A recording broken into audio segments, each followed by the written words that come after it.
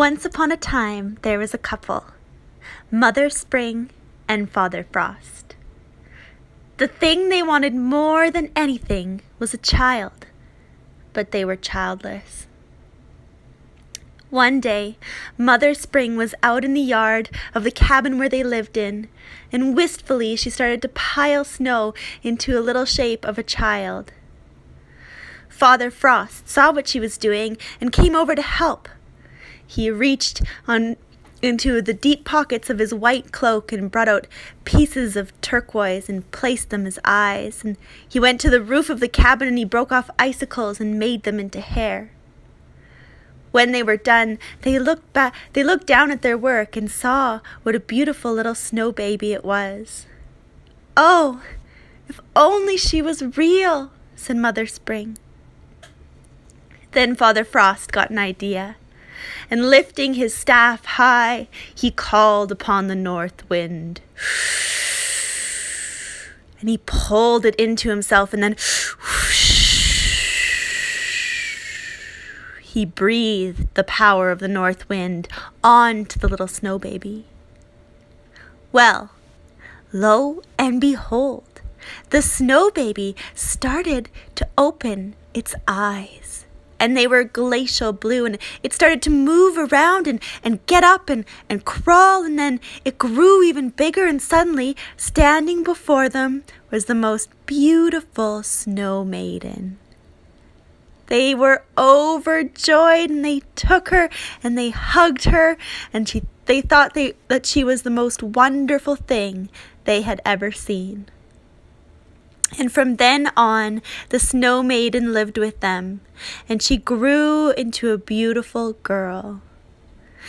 And although she never left the cabin or the yard, and neither did Mother Spring, soon the villagers began to hear of this amazing girl that was living not far from the village, and they would come and they would try to get a glimpse of her. And especially curious was one young shepherd boy named Lel. And he would come, and he even went into the yard one night, and he looked up at the Snow Maiden's window, and he pulled out his flute, and he played an enchanting song for her. And the Snow Maiden looked down at him, and she longed to go with him and run and play under the fir trees in the big forest outside the cabin. And she was about to go out, but Father Frost stopped her on the landing and said, "If you go anywhere, my daughter, if you go past the confines of this cabin, surely you shan't return." And so she stopped and she went back inside again. But again the next night, the little shepherd boy came and he played his flute, and the melody was so enchanting, and she longed to go out and dance under the snowflakes. But yet again, when she was about to leave the yard, Father Frost said, "Ah, my daughter, if you leave us now, I am afraid you shall not return." And so she went back into the cabin.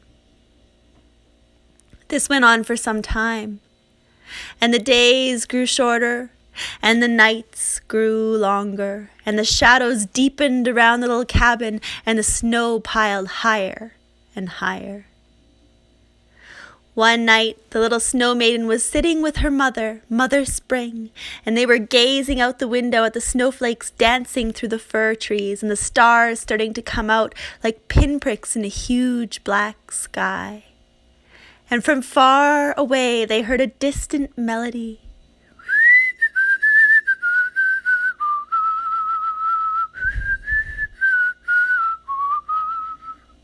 And the Snow Maiden said, "Oh, I wish I could go out and sing and dance under the trees with the shepherd boy."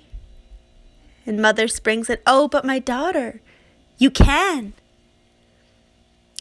And the Snow Maiden said, "Yes, but if I go, Father Frost says I shall not return."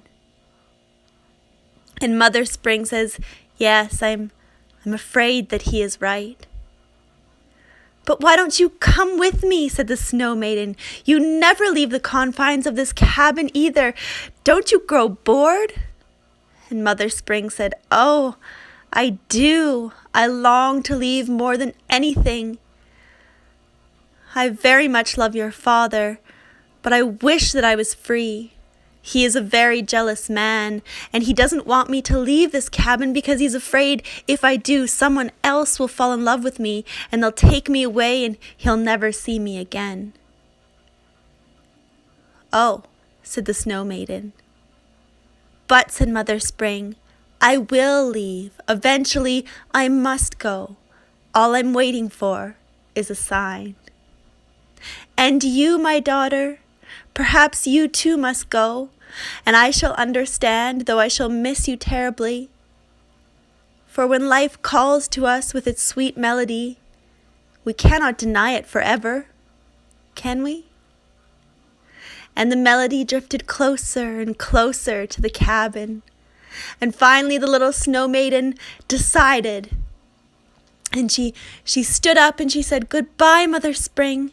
I must go out and meet my destiny." And Mother Spring said, "Goodbye, my child. I love you. I'll miss you." And the Snow Maiden ran down the stairs and out the front steps, and she bounded over the gate and into the woods, and she ran and she met the shepherd boy, and he took her in his arms, and they danced under the forest leaves, and they danced far away out into the midnight woodlands on the deepest and darkest night of the year, midwinter's eve. And as the night grew longer and the shadows grew deeper, an owl called from the forest, and the little Snow Maiden thought she had never been happier.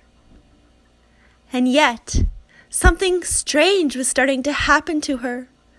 Her skin, that always glittered like snowflakes in a January day, was starting to soften. It was starting to almost to melt, and there was tears running down from her glacial blue eyes, and her hair, like silver icicles, was starting to drip, and she felt this feeling in her heart like it was starting to melt. She'd never known such a feeling.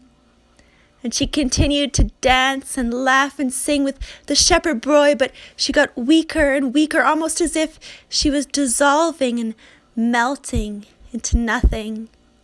And finally she fell into his arms, and the beautiful Snow Maiden opened her heart completely and melted and turned back into the vapor of which she was made.